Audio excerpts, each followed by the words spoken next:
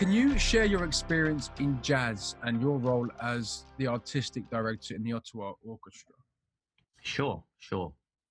Well, I've been a musician for a very long time, for many decades, and so obviously running something like that orchestra there's a love of music there and wanting to entertain and so forth. But I think the thing that's actually might be of particular interest to your audience is that, and I haven't actually told many people this, but one of the reasons that I founded that group and I've run it for 15 years and still run it today is that it's actually been very much a bit of a you could call it almost a social experiment. It's really been a way for me to take a lot of the ideas that I've written about and that I've applied in workplaces and in various organizations and tried to use the orchestra as sort of a testing ground for those kinds of things, right? And so I think maybe one of the things that is most important there is just the way in which we collaborate.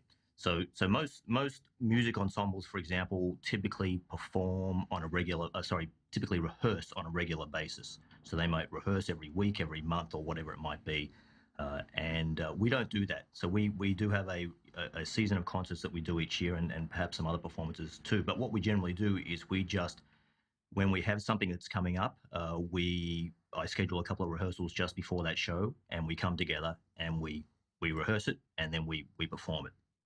And one of the things that we do is we set a pretty high bar, and people come and basically, people come prepared, and they give their best individually, but then also as a group we have to come together. And I think that's sort of the interesting thing is we actually set ourselves a pretty high bar, like the challenges in terms of the technical challenges of the music are often pretty high. The music is often quite difficult, but we set the bar pretty high, and everyone sort of rises to that. And then the way that we actually engage with each other at the rehearsals in order to figure out how we make it into a great performance, even given limited rehearsal time or limited preparation time.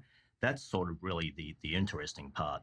And I think the other thing that's interesting too is that on stage now, even though I'm sort of the leader of the group, a lot of the people who are in the group, who have played in the group over the years, have sort of worked out that, we try to foster a very collaborative environment on stage as well. And that's something that the audience also sees, and they sort of see that collaboration going on and the way that we interact with one another, and they find that fascinating too, I think, and that also sort of adds to the performance.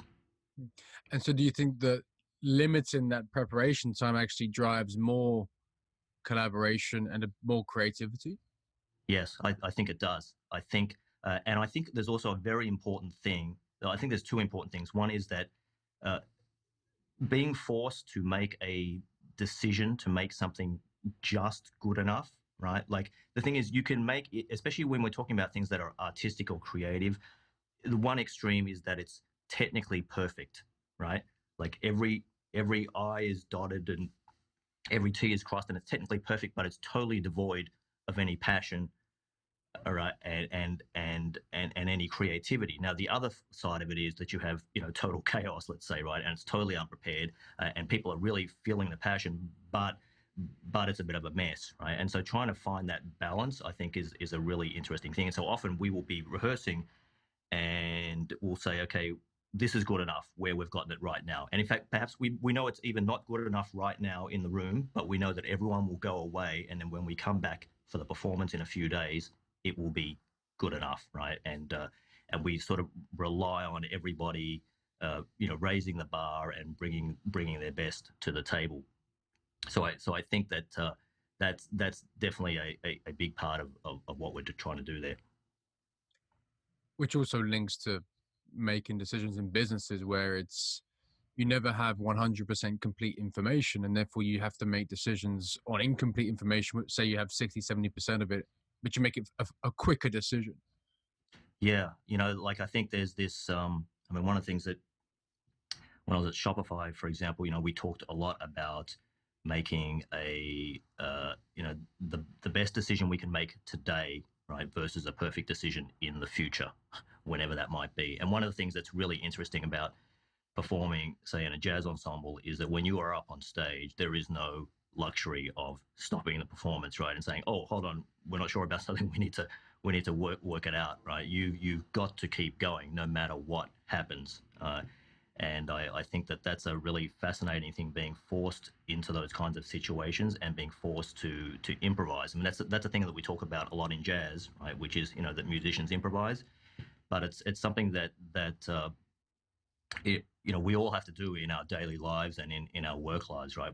There are always situations when you have to do something and you're not entirely prepared for it, right? It comes sooner than you think, or it was just totally unexpected, but you don't have the luxury of saying, oh, hold on, no, I need to figure it out. You have to provide an answer, or you have to provide a solution now or soon. And it was, I think Bezos mentioned or has this framework of reversible and irreversible decisions, where Yes. you can make those very quickly, that you can change your mind, or you know, they're not conclusive, but those that aren't, you know, are irreversible, you have to kind of be Yeah. more prepared. Yeah, definitely, definitely. And because you know that, especially for those things that are reversible, you know you're going to iterate, right? You know that you can, okay, try this. If that doesn't work, try something else, right?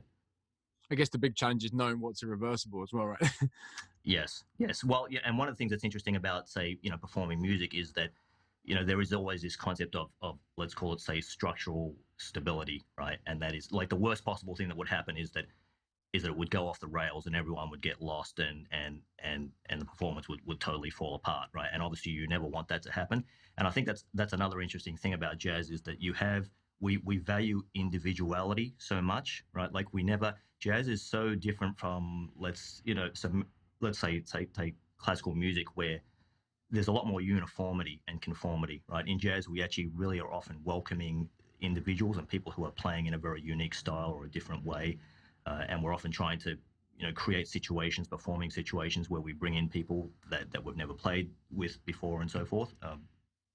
But even though we're doing that, the people who are performing, the good musicians, are always putting the performance of the ensemble first. They will never do anything to sacrifice that. That they would never do anything that would cause it to go off the rails, or or turn into a chaotic situation.